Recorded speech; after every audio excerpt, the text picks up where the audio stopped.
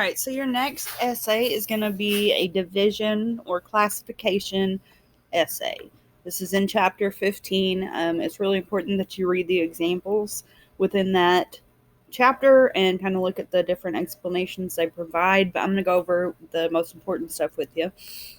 So you always want to consider purpose and audience. So in this essay, you're going to present your own unique way of classifying things, and you can make it as fun as you want, but you want to make sure you pick a topic that you can support thoroughly. So an example of an essay could be types of clothing, and so you could divide them by purpose. So you have like for upper body, shirts and jackets, lower body, pants and skirts, and then socks and shoes for your feet. Or you could divide them into classifications based on material or based on fashion. Think of like clothes that are stylish, clothes that have gone out of style, or clothes that were never stylish in the first place, anything like that. So just like you did in the process analysis, you want to think of your broad topic and then break it down into smaller categories and then come up with your own division principle, your kind of own system, and make it very clear to your readers. Make sure you're providing plenty of examples for your readers to fully understand the categories. Make sure that you have enough categories, but not too many. So I know that's a really weird request, but we've talked about that before. So your topic can't be too narrow, but it can't be too broad. So you got to find that happy medium in between. And then think too about your audience and what opinions they might have. So if you are talking about fashion, someone who's really into this may disagree with you very strongly about something that you consider never stylish, while someone maybe older who's looking for some fashion advice may really enjoy what you're saying and agree with everything you say.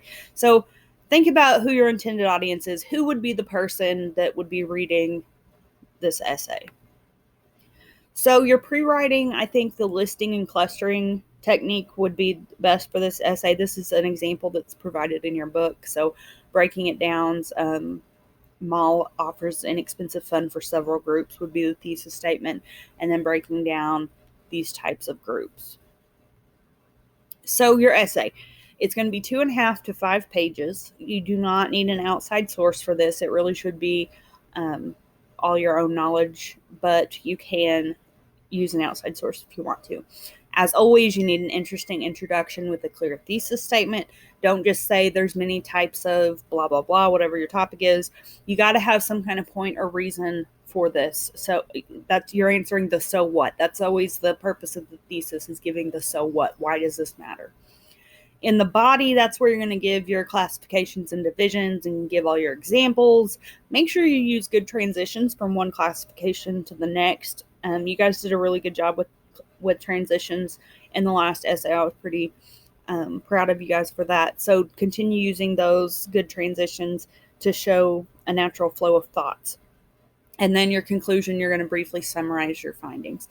And this is an essay you can really have a lot of fun with and make it funny if you want to make it funny. So you could get into a bunch of different kinds of topics. So some reminders, things that a lot of people struggled with in the process analysis was pronoun antecedent agreement. So make sure your pronouns are matching the word that they're referring to. So you wouldn't say he and then say they. A lot of you would say one and then say they. So that's the difference between singular and plural, which goes to the next one, is a consistent verb tense. So make sure you're paying attention to those things.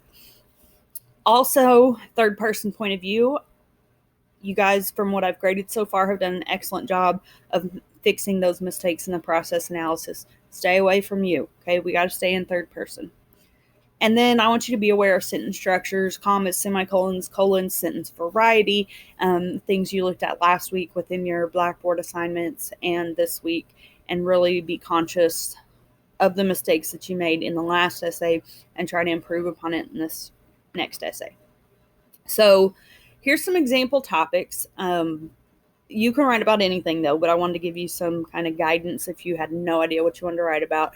So types of friends or family members, types of teachers, reading and writing, different types of people you would see somewhere, like a high school sporting event. That could be hilarious.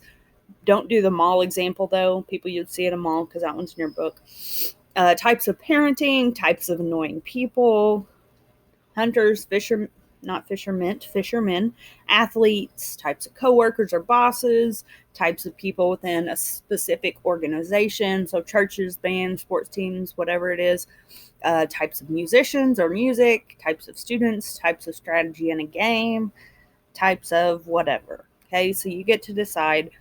So, what I want you to do is make sure you read all the examples in chapter 15 and do some brainstorming after that and decide on the topic by Monday. You're going to be writing in class next week, and I want to make sure that you have a good topic ready to go so you can start writing straight away on Monday.